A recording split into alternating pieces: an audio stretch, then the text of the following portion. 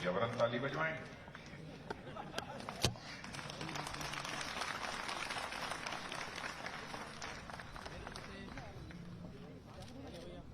इस संसदीय निर्वाचन क्षेत्र के योग्य सांसद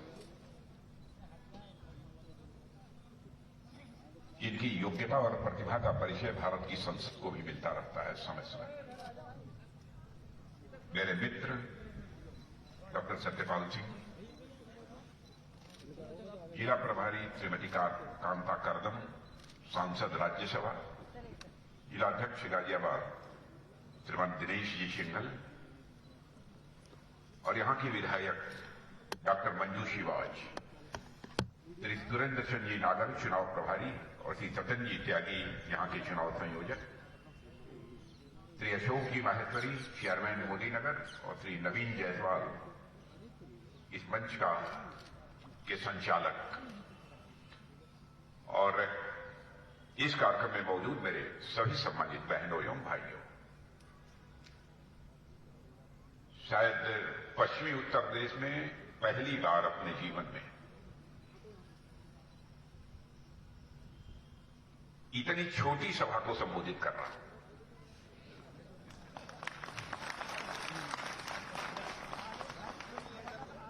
मुझे मालूम है प्रतिनिधि, लेकिन मजबूरी है। चुनाव आयोग के द्वारा जो प्रतिबंध लगे हैं, चुनाव आयोग के जो निर्देश हैं, उनका हमको पालन करना है। उसी का हम लोग पालन कर रहे हैं, अब होना भी चाहिए।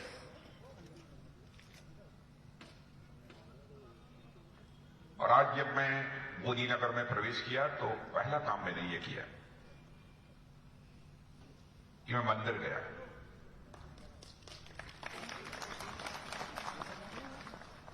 और वहां दर्शन किया। सामान्यतः हम लोगों की आस्था जो हमारे आराध्य होते हैं, देवी देवता, उनके प्रति रहती है। जब लोगों ने कहा कि खीर भवानी का मंदिर, मैंने कहा मैं जानता हूं खीर भवानी का मंदिर वही है।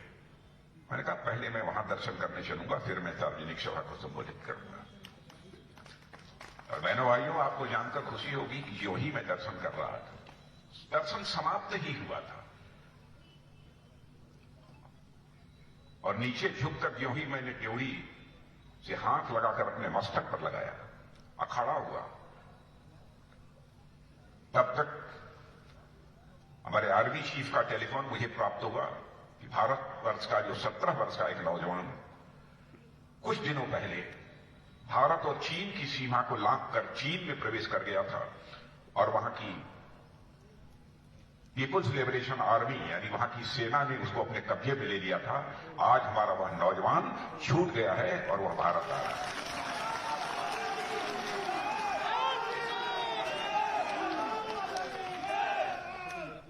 बहनों भाइयों, यह है भारत, यह है भारत। तो सचमुच मोदी नगर तो मैं क्या बताऊं, शायद ईश्वर के द्वारा यह नियोजित था कि मेरी पहली सार्वजनिक सभा यदि कहीं से प्रारंभ होनी चाहिए तो इस मोदी नगर की धरती से होनी चाहिए। और उसी ईश्वर की योजना के परिणाम स्वरूप ही मैं यहां पर आया। और वैसे ही आपके सांसद हमारे मित्र डॉक्टर सत्यपाल जी बहुत ही आध्यात्मिक हैं, स्पिरिचुअल हैं। धर्म, अध्यात्म, दर्शन पर इनके विचार आप सुनिए। बूढ़े विद्वान आपको मिलेंगे। पुलिस विभाग में जो सेवा किया हो, उसकी धर्म आध्यात्म के बारे में इतनी गहरी आस्था, भारत की पुरातन संस्कृति के बारे में जिसका इतना ज्ञान, ये हम सबके लिए गौरव की बात है। उनको तो बोलते हुए मैंने कई बार सुना है, लेकिन पहली बार डॉक्टर मंजू शिवाज से, उनके पतिदेव डॉक्टर देवेंद्र शिवाज, उनसे भेंट तो हमारी हुई थी, लेकिन बोलते हुए डॉक्टर मंजू शिवाज को मैंने इसके पहले कभी नहीं सुना था। पहली बार डॉक्टर मंजू शिवाज को बोलते हुए मैंने सुना है। बहनों भाइयों, मैंने महसूस किया कि मंजू शिवाज के आवाज में खनक है।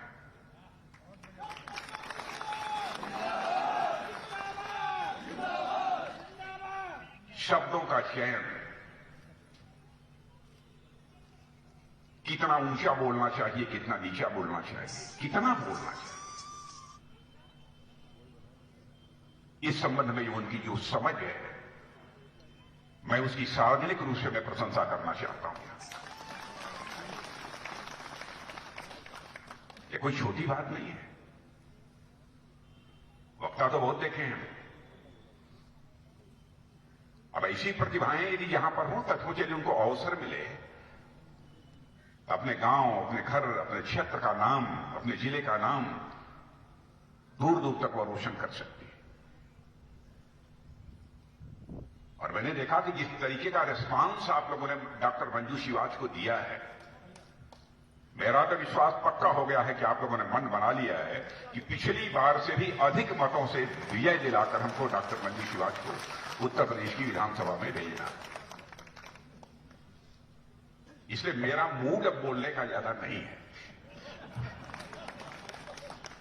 क्योंकि मुझे ज्यादा यहां पर एडवोकेसी करने की जरूरत नहीं है, वकालत करने की जरूरत नहीं है। आपने मन बना लिया, मैं समझ गया आपके चेहरे से, आपके हाव भाव से। लेकिन जब आया हूं तो बोलना है, बोलना मजबूरी है, बोलना पड़ेगा। वैसे जब भी चुनाव का समय आता है आप मतदान करते हैं, अपना फैसला सुनाते हैं। लेकिन बहनों भाइयों, इस बार मैं कहने आया हूं, इस बार आपको केवल फैसला ही नहीं सुनाना है, बल्कि उत्तर प्रदेश का भाग्य भी आपको अपनी कलम से लिखना है।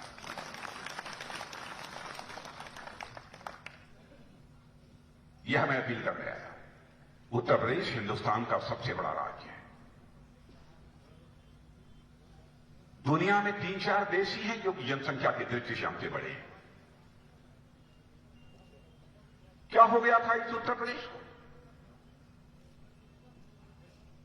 क्या आपको जानकर आश्चर्य होगा, जनसंख्या की दृष्टि से इस हिंदुस्तान का सबसे बड़ा राज्य होने के बावजूद इसकी अर्थव्यवस्था का आकार इतना छोटा था कि हिंदुस्तान के कई राज्यों से पीछे था। लेकिन मैं बधाई देना चाहता हूं अपने भारत के प्रधानमंत्री मोदी जी को और यहां के मुख्यमंत्री योगी जी को कि 5 वर्षों के अंदर ही इस उत्तर प्रदेश की अर्थव्यवस्था का आकार जो 11 लाख करोड़ था, उसको बढ़ाकर 21 लाख करोड़ करने में कामयाबी हासिल की है। ईज ऑफ डूइंग बिजनेस, आपने सुना होगा। ईज ऑफ डूइंग बिजनेस से कहते हैं भाई किसी राज्य में कोई बिजनेस करने जाओ, काम धाम करने जाओ, तो किस राज्य में ज्यादा सुविधा रहती है। अधिकांश राज्यों में जाइए, तरह तरह की अड़चने होती हैं, भ्रष्टाचार, घुसखोरी, गुंडागर्दी।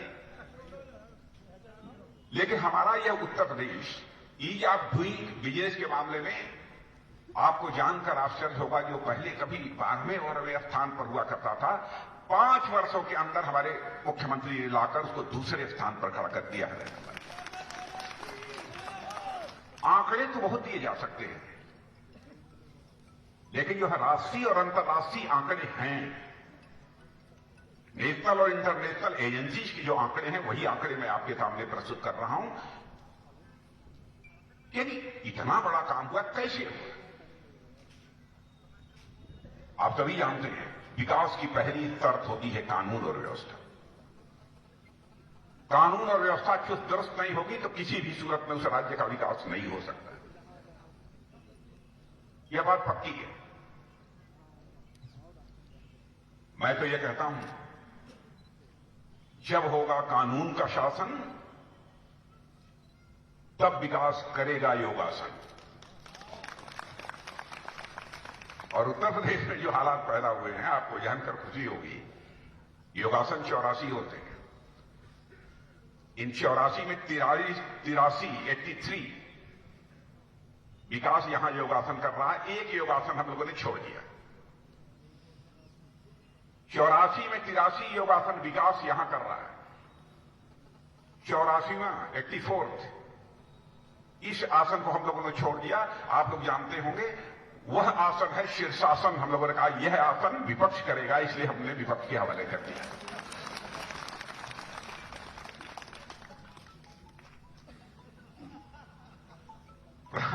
जहां तक सवाल है। अद्भुत ये जोड़ी बनी है, मैं बताऊं। मैं भी मुख्यमंत्री रहा हूं, बहुत लंबे समय तक मुख्यमंत्री नहीं रहा हूं, लेकिन मैं कह सकता हूं कि योगी जी हमसे योग्य मुख्यमंत्री हैं। आगे।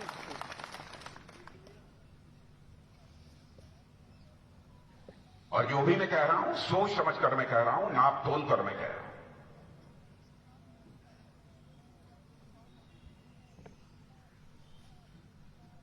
प्रधानमंत्री की भी एक मैं बात करता हूं। बहनों भाइयों, इस सच्चाई को कोई नकार नहीं सकता है, भले ही हमारा धुर विरोधी क्यों न। कोई कह सकता है कि मोदी जी आ गए, यह काम हुआ, यह नहीं हुआ, यह और होना चाहिए था। इसके बारे में तर्क वितर्क हो सकता है,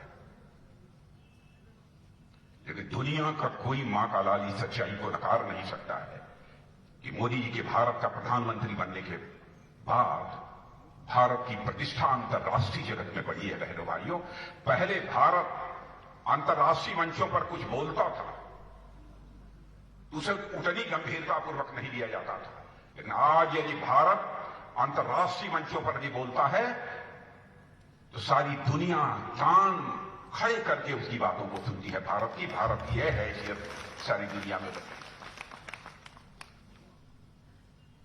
यह कोई छोटी बात नहीं है, धरातल की बात यदि आप करें।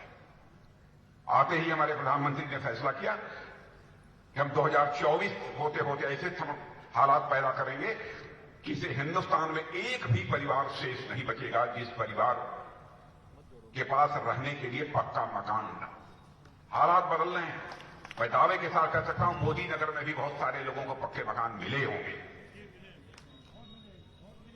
मिले हैं कि नहीं, मैं आपसे पूछना चाहता हूं। क्या कभी आपने कल्पना किया था कि ऐसा भी प्रधानमंत्री आएगा जो घर घर शौचालय बनवाए? भले ही गरीब मां की कोख से कोई क्यों न पैदा हुआ, बेटा हो अथवा बेटी, खुले आसमान के नीचे उसे शौच के लिए नहीं जाना चाहिए। घर में शौचालय होना चाहिए, सामूहिक शौचालय होनी चाहिए, इसकी मुकम्मल व्यवस्था करनी। गरीब माताओं के भी आंखों से खाना बनाते समय अंगूठी के धुएं के कारण आंसू नहीं निकलने चाहिए, इसलिए उसके घर में भी ये एलपीजी गैस सिलेंडर होना चाहिए। क्या कोई संवेदनशील ही प्रधानमंत्री सोच सकता है? घर घर में एलपीजी गैस सिलेंडर पहुंचा है, यहां पर नहीं था। आयुष्मान भारत योजना, बहनों भाइयों, पहले लोग बड़े बड़े मध्यम वर्गीय परिवारों को मैं जानता हूं कि अपने घर के बड़े बुजुर्गों का इलाज इसलिए नहीं करा पाते थे, लाखों रुपए खर्च हो जाएंगे। पता नहीं वो योजना किस हद तक आपके पास पहुंची है, लेकिन धीरे धीरे काफी लोगों तक पहुंच गई है आयुष्मान भारत योजना। लेकिन आज कोई झोपड़ी में भी रहने वाला क्यों न रहा हो, गरीब से गरीब व्यक्ति क्यों न, उसके घर यदि कोई व्यक्ति यदि बीमार पड़ जाता है तो 5 लाख रुपए तक का एक साल में उसका मुफ्त इलाज किया जाएगा। और ये एक साल में उसकी बीमारी ठीक नहीं होगी तो दूसरे साल भी 5 लाख रुपए में उसका मुफ्त इलाज किया जाएगा। यह है आयुष्मान भारत। इस प्रकार की योजनाओं की तो कभी किसी ने कल्पना नहीं की हो। भारत में कोई ऐसा प्रधानमंत्री आएगा और इस प्रकार की योजनाओं को यहां पर लागू करने का काम करेगा। प्रधानमंत्री किसान सम्मान निधि, मैं भी किसान हूं, मैं गांव का रहने वाला हूं और मैं सच कहना चाहता हूं बहनों भाइयों, अपने दिल की बात, इसको राजनीतिक नजरिए से नहीं देखा जाना चाहिए। मैं जब छोटा था तब से गांव में रहता था, हाफ पैंट पहनता था, टाट फट्टे के ऊपर बैठकर हमने प्राइमरी स्कूल की पढ़ाई की है। इंटर कॉलेज में पढ़ने के लिए 3-4 किलोमीटर हाथ में अपना बस्ता झोला लिए हुए मैं पैदल चला जाता था। उस समय मैंने चौधरी चरण सिंह का नाम सुना था। और जब वो गांव गरीब किसानों की बात करते थे तो मेरे मन में उनके प्रति आस्था पैदा होती। इसीलिए मुख्यमंत्री बनते ही जब उनका जन्मदिन आया तो मैंने कहा चौधरी चरण सिंह का जन्मदिन जो किसान दिवस के रूप में मनाया जाना चाहिए और किसान दिवस के रूप में मैंने मनाना था। अब उसके बाद तो सिलसिला चल रहा है। एक आस्था पहले से रही है। भारतीय जनता पार्टी में व्यक्ति कोई गड़बड़ हो सकता है, आपकी जो कसौटी है उस कसौटी पर पूरी तरह से वो खरा न उतरे, लेकिन इतनी बात मैं दावे के साथ कह सकता हूं, Bharatiya Janata party as a party आपकी हर कसौटी पर पूरी तरह से खरी उतरेगी।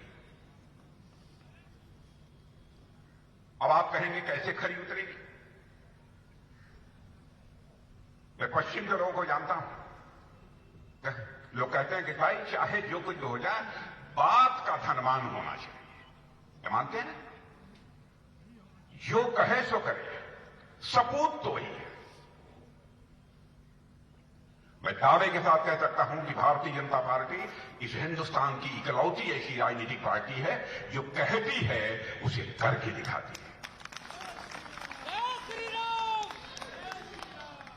अब आप ये कहेंगे कैसे? मैं आपको याद दिलाना चाहता हूं 1951 डॉक्टर श्यामा प्रसाद मुखर्जी हमारे उस समय नेता हुआ करते थे, भारतीय जनसंघ हुआ करती थी। उस समय हम लोगों ने कहा था धारा 370 जिसके तहत जम्मू कश्मीर को एक विशेषाधिकार प्राप्त है, अन्य राज्यों से बड़ा दर्जा उसे प्राप्त है, विशेषाधिकार। जिस दिन हमारी भारतीय जनसंघ अथवा भारतीय जनता पार्टी की सरकार बन जाएगी, जम्मू कश्मीर की धारा 370 को हम चुटकी बजाकर समाप्त करेंगे और जम्मू कश्मीर का भी वही दर्जा होगा जो हिंदुस्तान के अन्य राज्यों का होगा। मैं आपसे पूछना चाहता हूं बहनों भाइयों, क्या करके दिखाया नहीं? ये नहीं हम लोग कहते थे हम आएंगे तो नागरिकता कानून बनाएंगे, करके दिखाया कि नहीं दिखाया?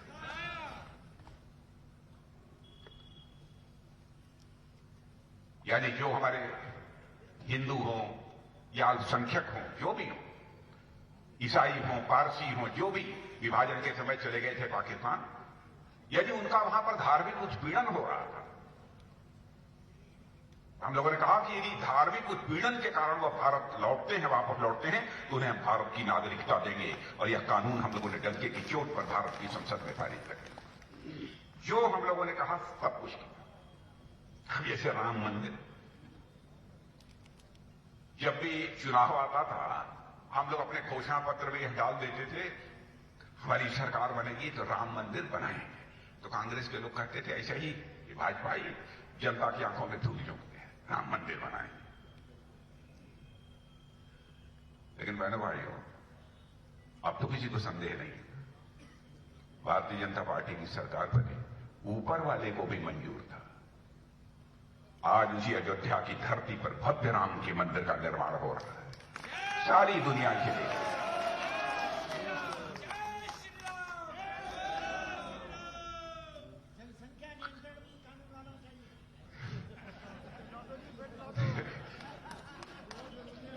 पहले आप लोग स्वयं भी संयम बरतिए।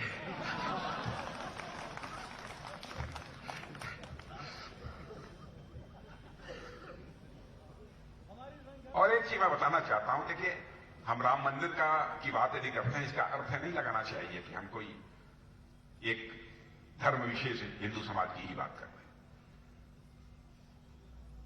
हैं।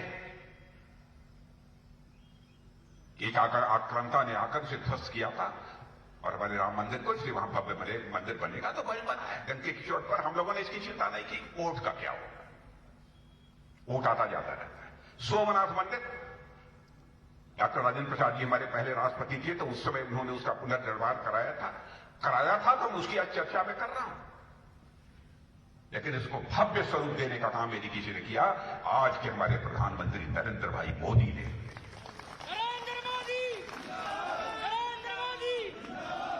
केदारनाथ धाम का क्या हो गया था? इस प्रकार का एक बार प्राकृतिक कहर के कारण जो हालात पैदा हो गए थे, अब वहां के चारों धामों को जोड़ा जा रहा है ऑल वेदर रोड से। हर मौसम में कोई जाना चाहता है तो जा सकता है इन चारों धाम, गंगोत्री, यमुनोत्री व बद्री धाम, केदारनाथ। इसका मतलब यह नहीं है कि भारतीय जनता पार्टी केवल मंदिर बनाने वाली पार्टी है। बहनों भाइयों, हम देश बनाने वाली पार्टी है, देश बनाने वाली पार्टी। हम मंदिर भी बनाएंगे, हम देश भी बनाएंगे, लेकिन देश की विरासत को भी हम सुरक्षित रखेंगे। हम देश की विरासत को हम मिटने नहीं देंगे। हम देश की विरासत को भी हम संभाल कर रखेंगे। और मैं यह मानकर चलता हूं, जो अपनी संस्कृति और अपनी विरासत के साथ कट जाता है, उसकी हालत भी एक कटी पतंग की तरह हो जाती है। हम इस देश में ऐसे हालात किसी भी सूरत में पैदा नहीं होने देंगे कि निर्माता जिन्ना का नाम क्यों लिया जाता है? भाई, जिनको ये राजनीति करनी है, ये उत्तर प्रदेश की राजनीति में जिन्ना का नाम नहीं लिया जाना चाहिए। नाम लिया जाना चाहिए तो किसानों के गन्ना का नाम लिया जाना चाहिए, जिन्ना का नाम नहीं लिया जाना चाहिए। नहीं चलेगा। अब वो पाकिस्तान बराबर जम्मू कश्मीर में भी कुछ न कुछ आतंकवादी हरकतें करता रहता है, लेकिन हमारे वहां के सेना के जवान, हमारे पैरामिलिट्री फोर्सेस के जवान, वहां के पुलिस के जवान आपस में मिलजुल कर उनको मुंहतोड़ जवाब भी देते रहते हैं। सिलसिला चलता रहता है और यह लंबे समय से चला रहा है। लंबे समय से, जब से हमको आजादी हासिल हुई है, तब से यह सिलसिला लगातार चला रहा है। लेकिन भारत की ताकत का एहसास सारी दुनिया को पहली, यदि किसी ने कराया है तो हमारी सरकार ने कराया। आपने देखा उरी में जिस तरीके से आतंकवादी घटनाओं को अंजाम पाकिस्तान के आतंकवादियों ने दिया था, पुलवामा में जिस तरीके से आतंकवादी घटनाओं को पाकिस्तान के आतंकवादियों ने अंजाम दिया था। बहनों भाइयों, दोनों आतंकवादी वारदातों के बाद जिस तरीके की कार्रवाई हमारी सरकार ने की है, हमारे प्रधानमंत्री ने की है, सारी दुनिया को यह साफ संदेश चला गया, भारत अब यह कमजोर भारत नहीं रहा है।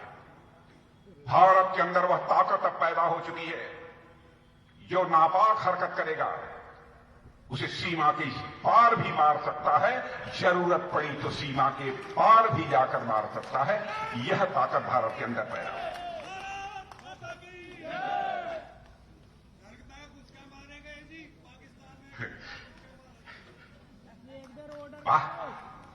भारत की ताकत बढ़ी है, यह कोई छोटी बात नहीं है। उत्तर प्रदेश में यहां तक विकास का प्रश्न है। देखिए, बहुत सारे लोगों ने, डॉक्टर मंजू शिवाजी ने भी काफी यहां के विकास कार्यों की चर्चा की है, इसलिए बहुत विस्तार में मुझे जाने की कोई जरूरत नहीं है। बहुत चर्चा की उन्होंने, क्या क्या हुआ है, और आप लोग मुझसे बेहतर जानते हैं कि विकास कार्य क्या हुआ है। सड़कों के निर्माण का जहां तक प्रश्न है, बुनियादी ढांचों के विकास का, वो कितनी तेजी के साथ बुनियादी ढांचों का विकास हो रहा है, आपको बताने की जरूरत नहीं है। एक से एक एक्सप्रेसवे यहां बन रही है। अब बहुत दूर नहीं ले जाएगा, आप अगल बगल ही देख लीजिए, सड़कों के निर्माण में कोई परिवर्तन आपको दिख रहा है कि नहीं दिख रहा? मैं आपसे जानना चाहता हूं। सर, कभी मेट्रो के बारे में सोचा था हमने, आज मेट्रो बन रही है। मेट्रो भी बन रही है। जिस विकास की कभी लोगों ने कल्पना नहीं की होगी, वह विकास लोगों को देखने को मिलता है।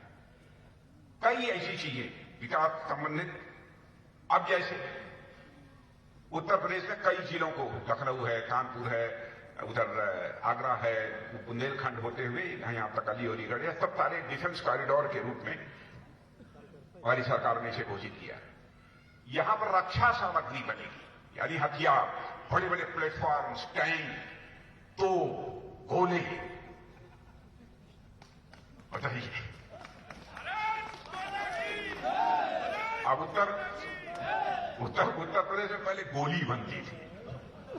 हमारे प्रधानमंत्री ने कहा कि केवल उत्तर प्रदेश हिंदुस्तान का सबसे बड़ा राज्य है, यहां केवल छोटी गोली क्यों नहीं बननी चाहिए, बनना चाहिए तो बड़ा गोला बनना चाहिए। बेटा भाई, अब गोला बनना।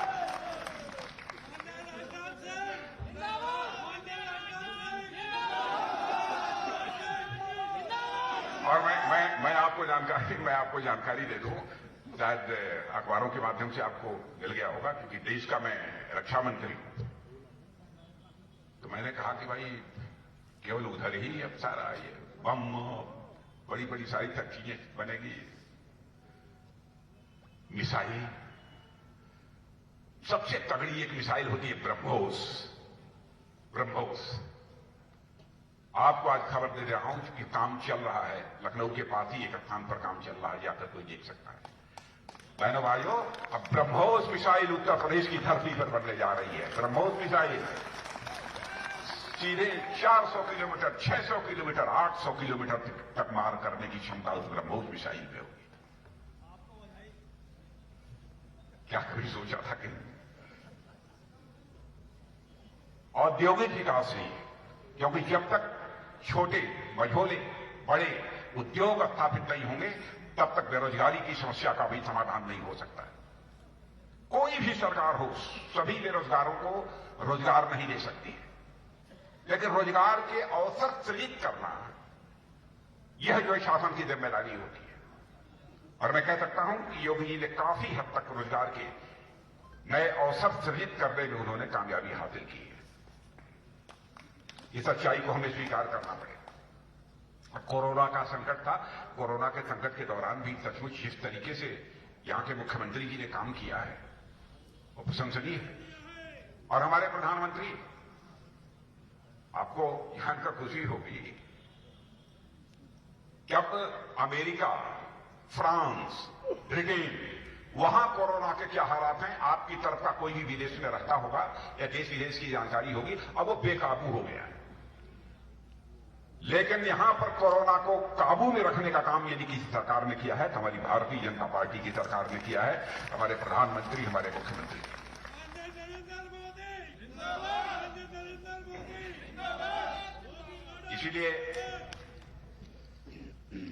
इसीलिए मैं आप सबसे अपील करने आया हूं, भारत के लोकतंत्र को भी सशक्त करने में यदि कोई पार्टी प्रमुख भूमिका निभा सकती है तो हमारी भारतीय जनता पार्टी निभा सकती है। अब जैसे लोग जब कभी कभी कहते हैं ना, अरे भाई आप मंदिर की बात करते हैं, सोमनाथ मंदिर की बात करते हैं, फला मंदिर की बात करते हैं, राम मंदिर की बात करते हैं, ये तो कर रहे हैं और क्या कर रहे हैं? तो मैं कहता केवल यही मंदिर नहीं बना रहे हैं, पुरानी विरासत समाप्त होनी चाहिए। यदि हम ये कहते हैं तो भारत की संसद भी जो अंग्रेजों के द्वारा बनवाई गई थी उसके स्थान पर हम नया लोकतंत्र का भी मंदिर बना रहे हैं, नया संसद भवन भी बना रहे हैं।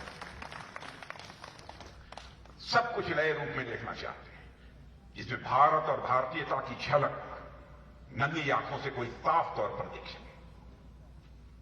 एक ऐसे हम नए भारत का निर्माण करना चाहते हैं। हाँ, ऐसा भारत जो धनवान भी हो, ज्ञानवान भी हो, और उस भारत के पास ऐसी ताकत हो, कुव्वत हो कि वह पूरे विश्व का नेतृत्व कर सके। हम एक ऐसे भारत का निर्माण करना चाहते हैं। उसमें आपके एक वोट की बहुत अहमियत है, बहुत अहमियत। मैं जानता हूं कि बहुत सारी इधर उधर की बातें होंगी, तरह तरह की चर्चाएं इधर उधर की जाएगी, लेकिन हमें उससे बचने की जरूरत है। ऐसा संवेदनशील प्रधानमंत्री बहनों भाइयों नहीं मिलेगा।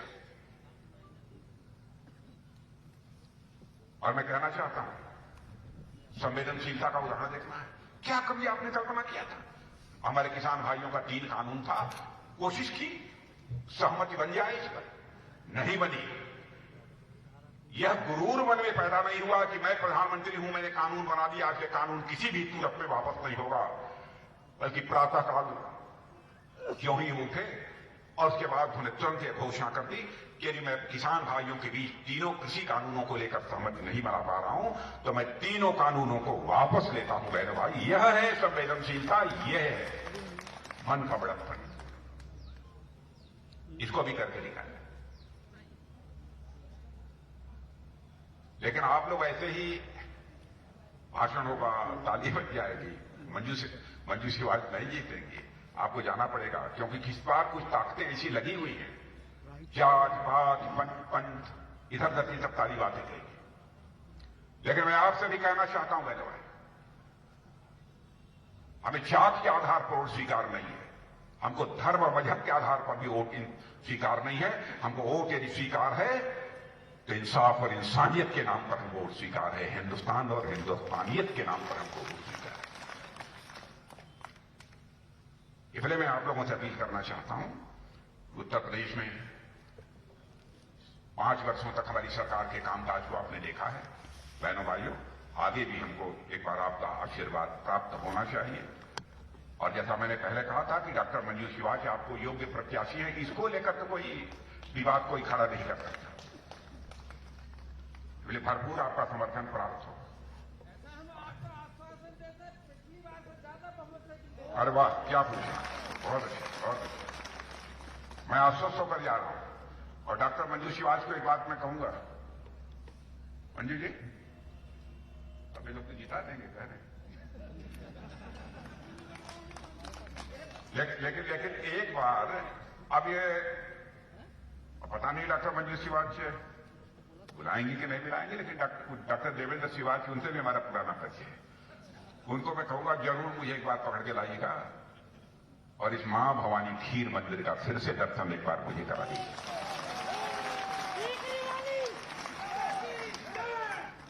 बहनों भाइयों, सचमुच ये हमारा पहला कार्यक्रम है, क्योंकि मैं भी कोरोना पीड़ित था। 14-15 दिन तक मैं भी बिस्तर पर ही पड़ा रहा। उसके बाद उठकर पहली बार आया हूं आप सबके भी, थोड़ा हल्का भी दिखाई दे रहा हूं।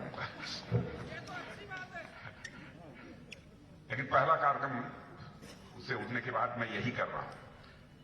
और जब कभी मुझे सचमुच पश्चिमी उत्तर प्रदेश में आने का अवसर प्राप्त होता है तो मुझे बहुत ही सुखद अनुभूति होती है। व्यक्तिगत परिचय सबसे भले ही न हो, लेकिन एक अपनेपन का एहसास होता है, अपनेपन का एहसास होता है जी। इसलिए आज के अवसर पर इससे ज्यादा कुछ न कहते हुए एक बार पुनः आप सभी का अपनी तरफ से भी हार्दिक अभिनंदन और स्वागत करते हुए अपना निवेदन समाप्त करता हूं। आप सबको बहुत बहुत धन्यवाद। सभी से अनुरोध है कि अपना स्थान अभी ग्रहण